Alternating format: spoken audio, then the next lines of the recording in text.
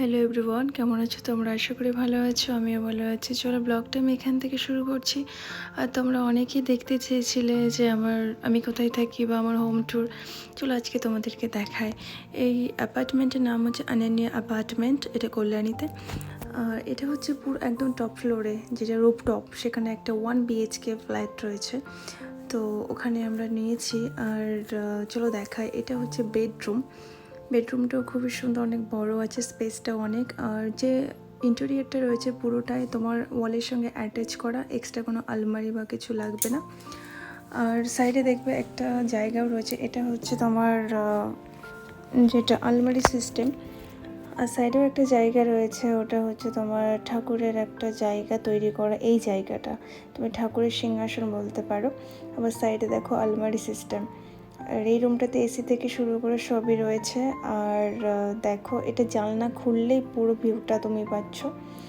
ভিউটা আর কি পেয়ে যাচ্ছি আমরা, খুবই সুন্দর। দেখো, আর এখানে পুরো দুর্গা ঠাকুরের যে প্যান্ডেলটা হয়েছে এই জানলা থেকেই দেখা যাচ্ছে।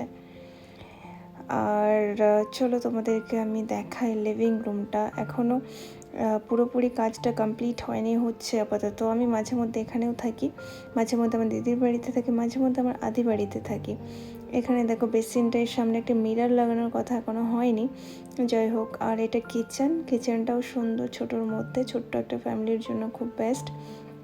চিমনি থেকে শুরু করে অ্যাকোয়াগার্ড সবই রয়েছে। আর একটা ইন্ডাকশন রয়েছে, যেহেতু আমি মাঝে মধ্যে এখানে রান্না করে খাওয়া দাওয়া করি। আর এটা হচ্ছে ওয়েস্টার্ন ওয়াশরুম, আর খুবই সুন্দর, যেহেতু এর মধ্যে সবই রয়েছে, গিজার থেকে শুরু করে সবই রয়েছে।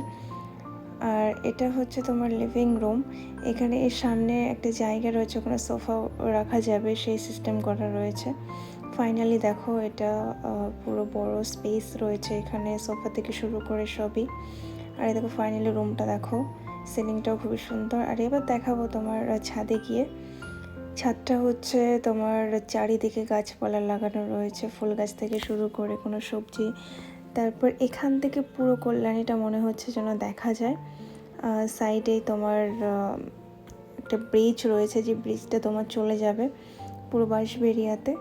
আর এই দেখো, এখান থেকে দেখতে পাচ্ছি কল্যাণীর যে রথতলা, ওখানে মন্দিরটা, যেটা প্যান্ডেলটা হয়েছে, ওটা দেখা যাচ্ছে। আর অবশ্যই তোমরা আমাকে বলবে যে ভিডিওটা কেমন লাগলো, আমার হোম ট্যুরটা, ছোট্ট করে মিনি ব্লগ। আর আমি আমার নিজের আদিবাড়ি যেটা, সেটাও আমি দেখাবো শান্তিপুরে। তার জন্য দেখতে হবে আমার প্রত্যেকটা ব্লগ। আর আমি আমার দিদি বাড়িতেও আমি দেখিয়ে দেবো, যেখানে আমি থাকি। অ্যাকচুয়ালি আমি 3টে জায়গাতেই থাকি। আমি এখানেও থাকি বুদ্ধ পার্কে, আর আমার দিদি বাড়িতেও থাকি রথতলা থেকে একটু ভেতরে, আবার আমি শান্তিপুরেও থাকি। আবার মাঝে মধ্যে আমি কাজের সূত্রে আবার গোয়াতেও থাকি। এই দেখো, এই ব্রিজটা চলে গেল তোমার পুরো বাঁশবেড়িয়াতে। চলো, ভিডিওটা ভালো লাগলে অবশ্যই লাইক কমেন্ট শেয়ার করবে। চলো, বাই, টাটা।